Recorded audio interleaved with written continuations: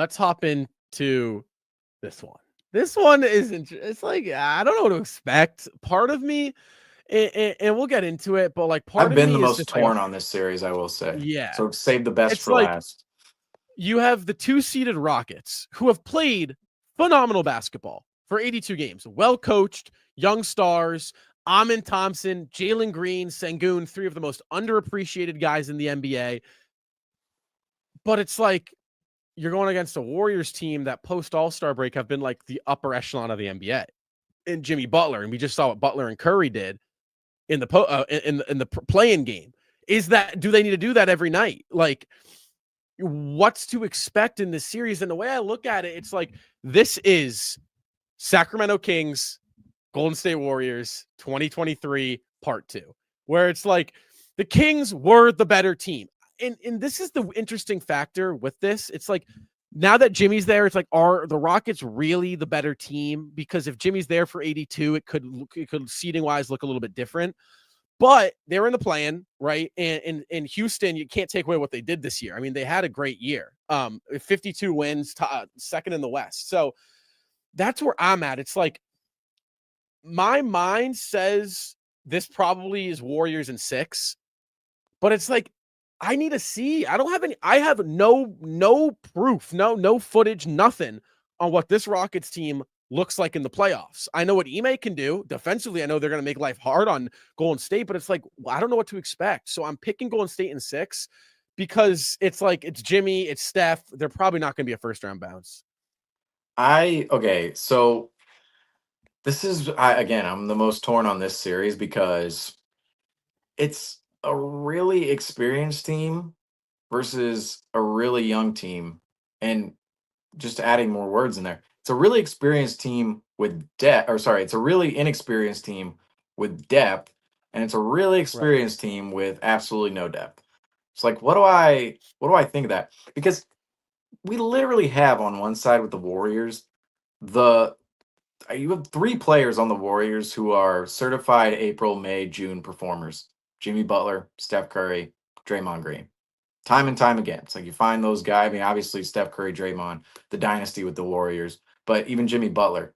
When playoff Jimmy comes alive, we as Celtics observers, we know how tough he can be to face in a playoff series. I mean, it doesn't matter how many hands you have in his face, doesn't matter what defender you put on him. Shot after shot after shot, mid range, going in, corner 3, going in, top of the key, going in, making his way to the basket, getting himself hit easy points near the paint, floaters off the glass, just going at his own pace. Jimmy Butler is a different animal come playoff time. He's been the player who's had the reputation, held the reputation of playoff player. You don't care about the regular season, but hey, once the playoffs come around, all of a sudden he comes alive. And I think that narrative has gone away just a little bit, but I think unfairly. Because looking at his playoff runs this decade, 2020, phenomenal in the bubble, made it to the finals with the Miami Heat. Obviously, we know beat the Celtics in 6 in the conference finals, lost to the Lakers in 6 in the finals. 2021, down year for the Heat. Every year, you look at 2021, every conference final team that was in the bubble who played the latest into the bubble, the Nuggets, the Lakers, the Heat, and the Celtics, all had terrible years in 2020 and 21. Quick turnaround. You could throw away that season for a ton of different reasons. No fans, shortened season, started at Christmas, blah, blah, blah. Enters that year as the 6th seed, avoids the play-in, swept the first round by, was it Milwaukee? Yes, it was Milwaukee round 1. And after that, 2022, just misses a shot in game 7 down in Miami to really make the finals. We remember Jimmy Butler had a shot, a clear look at the bucket for a 3-pointer. Misses that 3. If that 3 goes down, the Heat probably go to the finals in 2022 over the Celtics. Instead, they don't. They lose in 7 to the Celtics. Still a valiant effort by the Heat and Jimmy Butler. Game 6, one of an all-time performance at the TD Garden. What he did to the Celtics that day, I think that was one of the best performances I've seen against the Boston Celtics in such a spot in a long, long time. The Celtics up 3-0, Heat season on the line. Jimmy Butler comes out and absolutely, I mean, he gives basically the second version of the LeBron game 6. What's different though, the Celtics come back, they win game 7 in Miami. But 2023, again, Eastern Conference Finals against the Celtics. Jimmy Butler comes out, plays well in that series. They make the finals, taken out in 5 games by the Nuggets. But that's 3 of 4 years outside of the throwaway year where Jimmy Butler is involved in a conference final series or a final series in a big way. Last year, he hurt his knee in the playing game on a freak. It was a freak accident in the playing game where Jimmy Butler comes down with the rebound or goes up for a rebound or whatever was happening, comes down on a 76ers foot, hurts his knee, comes down awkwardly. It's a freak injury. It's not like, oh, durability running out. Oh, he's injured. Oh, Zion, LaMelo, he's always injured, or, Kawhi Leonard, whoever. Just a freak injury. Misses last year's first round series against the Celtics. Celtics, it's a cakewalk. I think with Jimmy Butler in that series, maybe it's a little tougher for the season. Not saying the Heat would have won, but maybe it's a little tougher. Now, all of a sudden, since Jimmy Butler wasn't around last year, and it's been 2 years since he made the finals, the conversation and narrative has been escaping Jimmy Butler. Like, oh, he's playoff Jimmy. I haven't seen him in years. Like, with playoff Jimmy, it's like, whatever. Like, that's not even a factor. It is a factor, okay? Jimmy Butler has not left. Playoff Jimmy has not left the conversation. Right? The other night in the playing game, when I heard he had 38 points, I'm going, really? Like, we're doing this again? Like, playoff time when Jimmy Butler comes around and he's just an animal? It's just a complete animal. And there could be some motivation there in the series from the standpoint of Houston. They thought, should we go out and get Jimmy Butler, throw some assets at him, Cam Whitmore, Jabari Smith? And then this season, they're like, no, we're not trading anybody. No, no, no, no, no. Not even an option for Jimmy Butler. There could be some animosity from Butler's side, I will say, like, oh, Rockets, you didn't want to trade for me. Well, now you're playing me in a playoff series. Good luck with that. I think there's going to be some of that with Jimmy Butler. It's phenomenal the other night in the playing game. You have Curry out there as well. He's going to play well. And both of those guys, what you're getting. The rest of the Warriors team, that's the question. What are you getting out of the rest of the Warriors? It's like Moses Moody, Brandon Pajimski. It's like Jonathan Kuminga. He's apparently out of the lineup. It's like just out of the lineup. It's like you're really going to ride with Gui Santos and who else am I thinking? Quentin Post? Like those two guys? Post So like is that playing well. concerns me when I look at the Warriors. Like man, they are really thin after their top 3. It's like Jimmy Butler, Curry, Draymond Green. It's like you have Defensive Player of the Year, playoff Jimmy, and the best shooter of all time. And then you have just a bunch of guys, literally just a bunch of guys. Like I don't know if these guys would be getting regular playoff rotation minutes on most other basketball teams. Maybe Buddy Hield, maybe Pajinski, and it's they're really thin. It's like Looney, maybe. They are really thin after their top 3. They don't have a ton of versatility. Meanwhile, Houston, they have a lot of versatility. They have a lot of athleticism. Their legs are a lot younger. They can go deeper. The better rebounding team. They play with more styles. And their head coach, Ime Udoka, he's already faced the Warriors in a playoff series before. And that was back in 2022. And maybe, just maybe, Ime Udoka learned some things from that playoff series back then against the Warriors. Coverage. You don't do it. That could potentially play a factor in this series. And I think it's like I'm still torn on it because playoff Jimmy and Curry, that alone, it's like the experience of the Warriors just should take them. It's like the experience and playoff Jimmy and Curry, it's like that should be enough to maybe take them over the top of this Rockets team who, let's face it, they don't really have even after all their even after all their, talk about all their talent, don't really have a lot of creators. It's like they don't really have the guy down the stretch in which they know they're going to. I think the guys they go to, it's like Fred VanVleet, not the most efficient scorer. Jalen Green, not the most efficient scorer. It's like I think in this series, what would be interesting, go to Şengün down the stretch. Oh, when they go to Şengün down the stretch, I love their offense. It looks like the Denver Nuggets offense with Nikola Jokic down the stretch of games when they give the ball to Şengün and let him create from the post. But you do have Kevon Looney there if you're the Warriors to stifle some of that. And I think the Rockets, the big question with them is who's going to be the main option? Who's going to be the primary creator of points in crunch time of games? Because if this series is close, right? There's crunch times in games 1, 2, 4, however many games. You're going to see the Warriors with an upper hand. They know they can go to Jimmy Butler in those moments. They know they can go to Steph Curry in those moments. Meanwhile, Houston, it's like, do we go to Fred VanVleet? Do we go to Jalen Green? Do we go to Şengün? It's like, how much opportunity do we give Amin Thompson? You kind of had that problem with the Rockets. And this is probably one of the most interesting playoff series in the last couple of years from that standpoint. You have seriously this really deep, athletic, versatile Rockets team, highly inexperienced, missing a creator out there versus the Warriors who know definitively who their creators are going to be, where the bulk of their offense is going to come from. But the depth is just not there. The versatility is not there. And then I think if Houston had a different head coach other than Ime Udoka, I think I'd be leaning definitely. It's like Warriors in this series. But I think the Ime factor that may be the biggest X factor in this entire series. He might You know, actually scheme this series up to the point where the Rockets can beat the Warriors. But there's just a lot of it's like the Rockets down the stretch and just the right. experience of the two squads, like specifically with Butler and Curry and Draymond and Kerr. It's like I don't even know how to pick this series. I'm just gonna say it's gonna go 7, and maybe in that under those circumstances, I could definitely see the Warriors pulling it out because if you're going 7 and you're going crunch time, it's like the Warriors, they know more, but wouldn't be surprised if this is like a 6-game series and the Rockets pull it out. So Right. I So don't even want the to pick this series. I don't even want to pick this series. I just think this is easily like I've never been this torn. Like all the other shows, like Indiana, Milwaukee's like nah, Indiana's way. It's like Denver lost. It's like the Clippers. It's like the series. It is you don't seriously know. like this is you. It would the range of what could happen. It's like Warriors in 5.